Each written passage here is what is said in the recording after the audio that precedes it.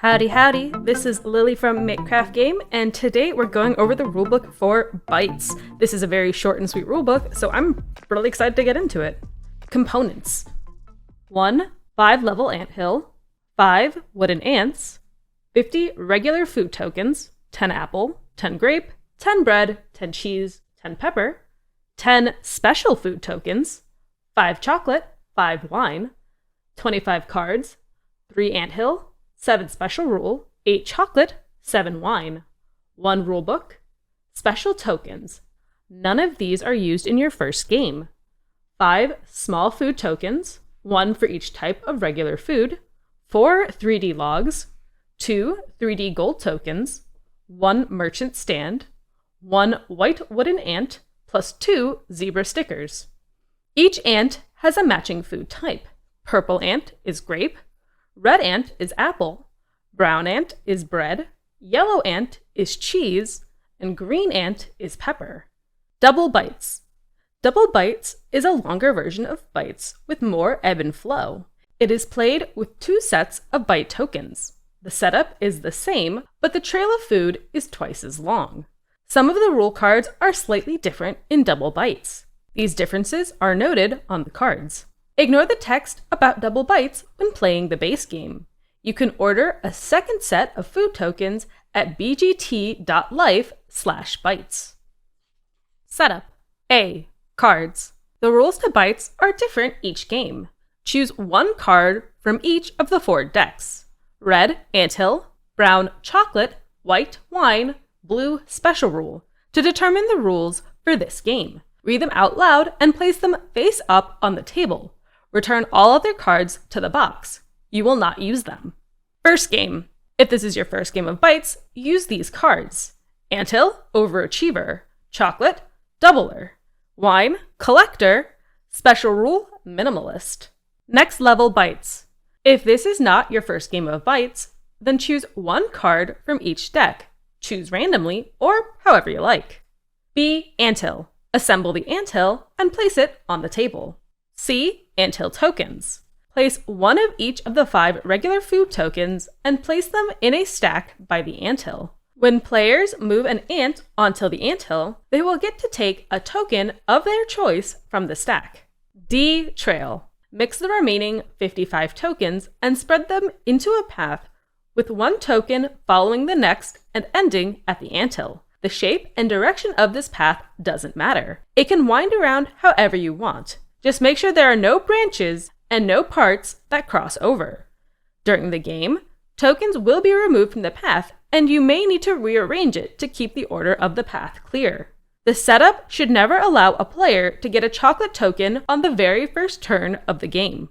E. Ants. Place all ants together at the beginning of the trail, the opposite end from the anthill. Gameplay.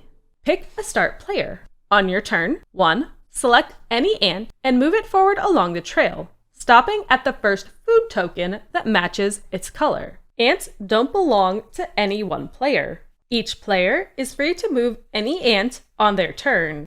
2. Then take the food token that is directly in front of or behind the ant you just moved. Keep that food token in front of you until the end of the game.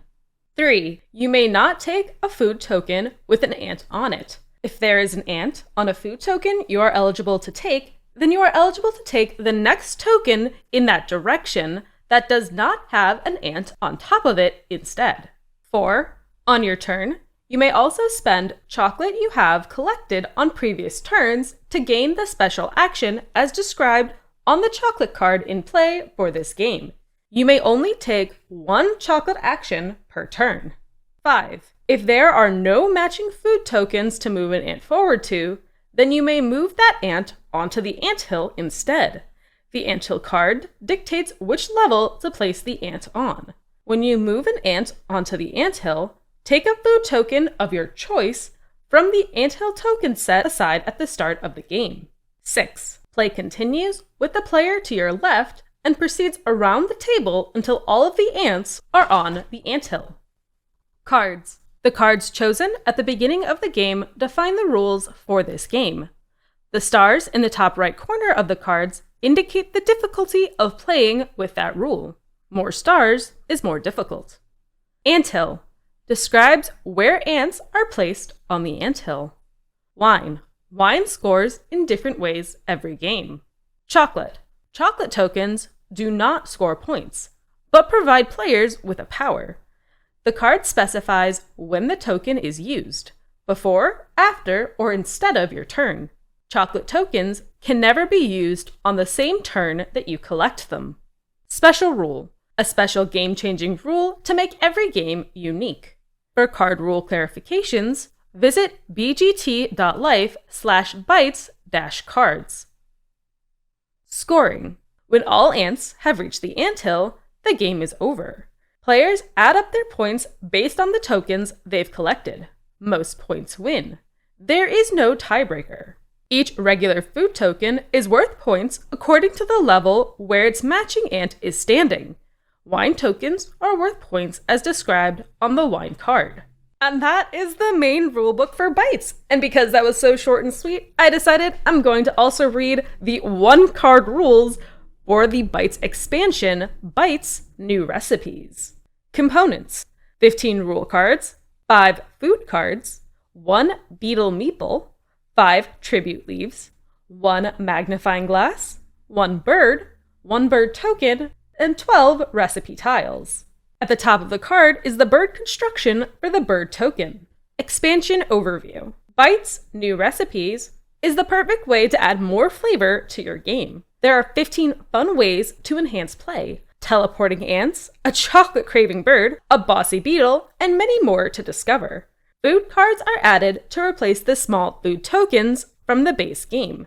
They should make it easier for rules cards that have hidden info like picky and spoiled food. Some cards allow ants to move into spaces that don't match their color. 2 ants will never be on the same token.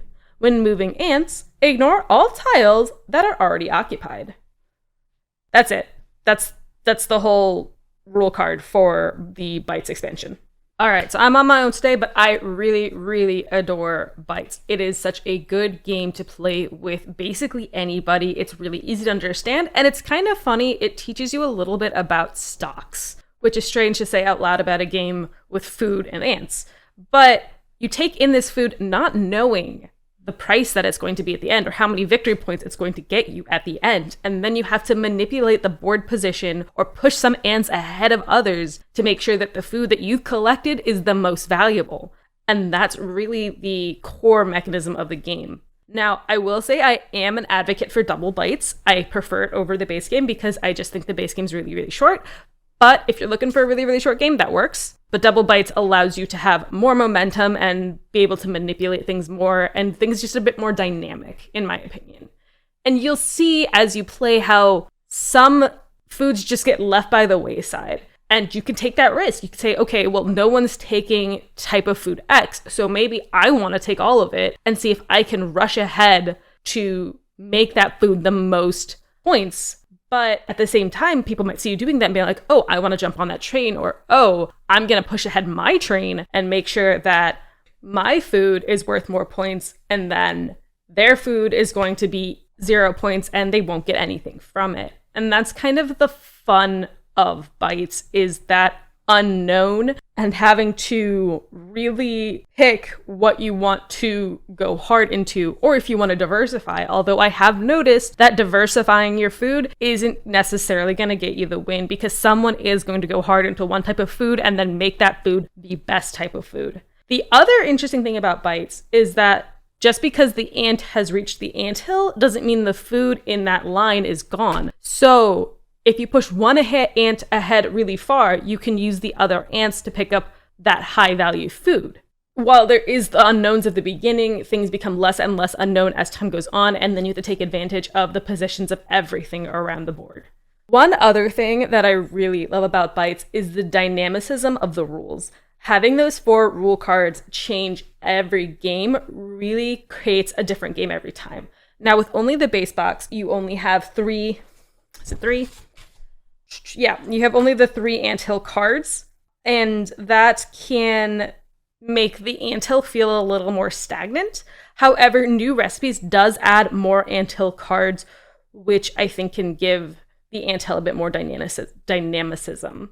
The special rules makes the game a bit more fun. The chocolate gives some really cool powers of going backwards or resetting things, or who knows. And then the wine is always interesting. It can be complicated, it can be simple. There's just so many options with this game. Now, you also probably heard me mention in the components list the special tokens, such as the logs, the gold tokens, the merchant stands, the wooden ants, the zebra ants, the tribute leaves, the beetle meeple, the magnifying glass, and the bird. All of these are tokens associated with cards. So they come into the game when you use the associated card with them, and they add just another layer. They throw a curveball at you, and they make things just a little bit more interesting. The ability to kind of manipulate the game and add more and more and change in every game being pretty different is so unique, but that base core of the food chain and just getting to the anthill, I mean, even just playing with the first game Bites cards is so fun. I've played this with non-gamers, I played this with gamers, and I have had a blast every single time. So if it's not already apparent, I highly recommend Bites.